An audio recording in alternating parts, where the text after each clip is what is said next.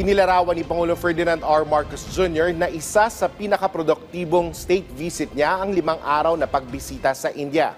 Aabot kasi sa 13 bilateral agreements at 18 business agreements ang pinagtibay ng Pilipinas at India kaugnay sa iba't ibang larangan. May report si Kenneth Pasyente.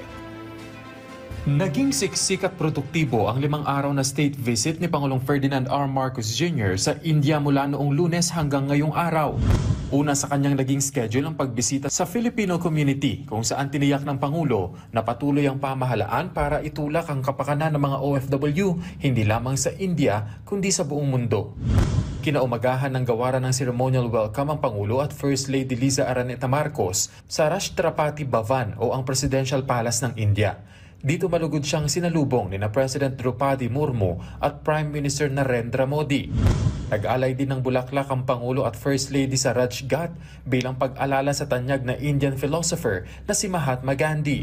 Agad na sinundan niya ng bilateral meeting ng Pangulo at ni Prime Minister Modi na nagresulta upang maselyuhan ang nasa 13 bilateral agreements. Kabilang na riyan ang formal na pagtatatag ng strategic partnership sa pagitan ng dalawang bansa at mga kasunduan patungkol sa defense at maritime cooperation.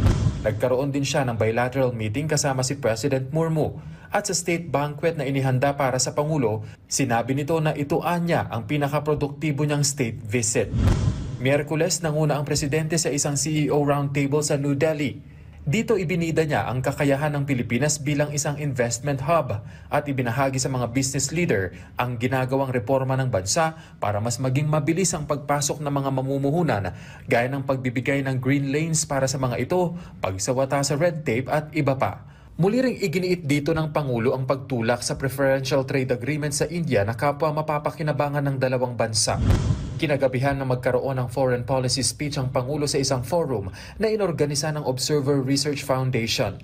Dito muling binigyang diin ng Pangulo ang paninindigan ng Pilipinas bilang isang bansang handang tumindig para sa batas, soberanya at pandaigdigang kapayapaan. Sinabi ng Presidente na mahalaga ang rule-based order sa paglalim ng tensyon sa Indo-Pacific region dahil ito ay sentro ng oportunidad. Sapat anya na mahimik lang ang Pangulo at First Lady sa Bengaluru, India para ipagpatuloy ang state visit ng punong ehekutibo.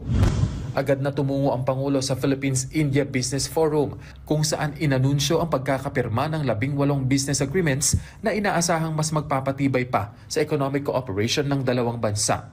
Kabilang sa mga kasunduang napirmahan ay patungkol sa sektor ng renewable energy, infrastructure, healthcare, education, information technology, business process management, digital services at manufacturing. Ngayong araw naman, isinagawa ang kapihan with media ng Pangulo kung saan inireport nito ang mga naging resulta ng kanyang 5 araw na state visit. Mamayang alas 8 ng gabi, inaasahang darating sa Pilipinas si Pangulong Marcos Jr. at First Lady Liza Marcos. Mula Bengaluru, India, Kenneth Pasyente para sa Pambansang TV sa Bagong Pilipinas.